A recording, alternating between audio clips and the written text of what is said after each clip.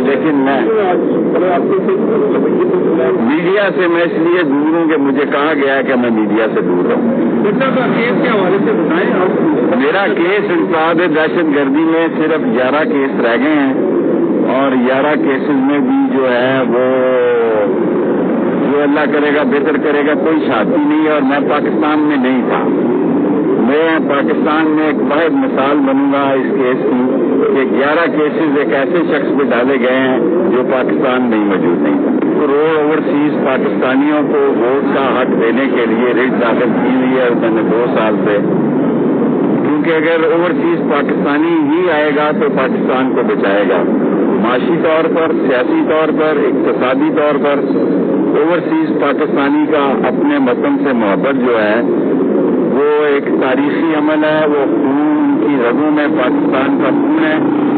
تو ووٹ کا حق دیں گے تو پاکستان میں یہ سارا کوڑا کرکٹ ختم ہو جائے گا اور یہ سارے بکنے اور بکنے والے لوگ دفعہ دور ہو جائیں گے.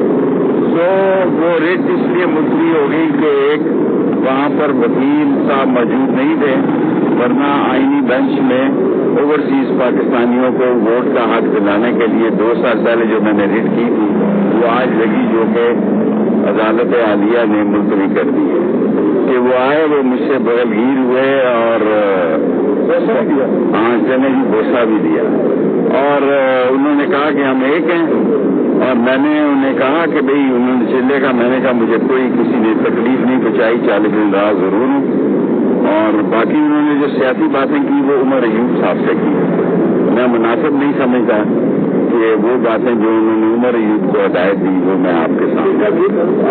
میں وہی ہوں. میں سیاست میں اتنی دلچسپی نہیں لے رہا اور انہوں نے مجھے کہا کہ ہم دونوں ایک ہیں اور آپ واقعی نسلی اور اصلی ہے. اور لیکن میں